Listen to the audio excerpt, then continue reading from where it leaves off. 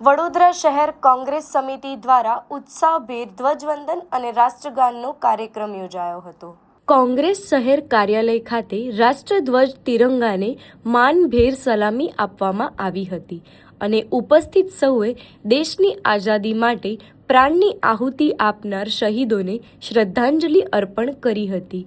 આ પ્રસંગે કોંગ્રેસ અધ્યક્ષ ઋત્વિજ જોશીએ પોતાના સંબોધનમાં દેશની લોકશાહી અને બંધારણની રક્ષા કરવાનો સંકલ્પ દોહરાવ્યો હતો તેમજ વડોદરાવાસીઓને સ્વાતંત્ર્ય પર્વની હાર્દિક શુભકામનાઓ પાઠવી હતી।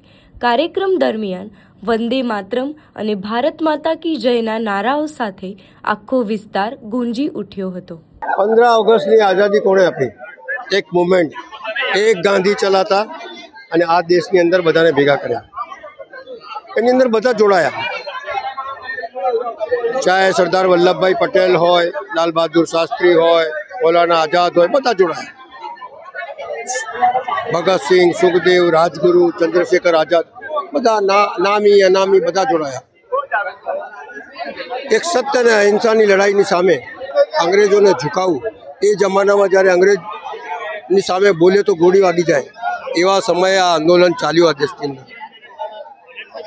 90 વર્ષ સુધી આઝાદીની લડાઈ ચાલી, પણ સત્ય અને અહિંસા પર ચાલી અને આખરે આ દેશને આઝાદી અપાઈ। આજે આઝાદીના દિવસે સૌથી પહેલાં આ તિરંગા યાત્રા નીકળી, એમાં ગાંધીજીનો ફોટો પહેલો હોવો જોઈએ कि जिसने एक शुरुआत करी, एक बीज बोया और जिसके बाद બધા જોડાયા અને આઝાદી મળી। તિરંગા યાત્રા, તિરંગા આપ્યું કોણે?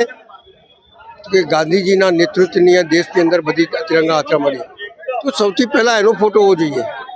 સવાલ એ છે કે આ દેશમાં કોંગ્રેસે બધું આપ્યું, પણ આજે જ્યારે આ સત્તા બી તમે મળવી છે તો એ કોંગ્રેસે બનાવેલું સંવિધાનના લીધે મળી છે, અને તોય છતાં નફરતની આંધી જે તમે ફેલાઈ રહ્યા છો એની સામે કોંગ્રેસ પાર્ટી કટિબદ્ધ થઈને લડવા માટેની એક પ્રેરણા છે, અને એ પ્રેરણા કોંગ્રેસ પાર્ટીના બધા કાર્યકર્તામાં જાગે અને મજબૂતાઈથી આ દેશને ફરીથી આઝાદ કરાવે એવી મારી ભાવના છે।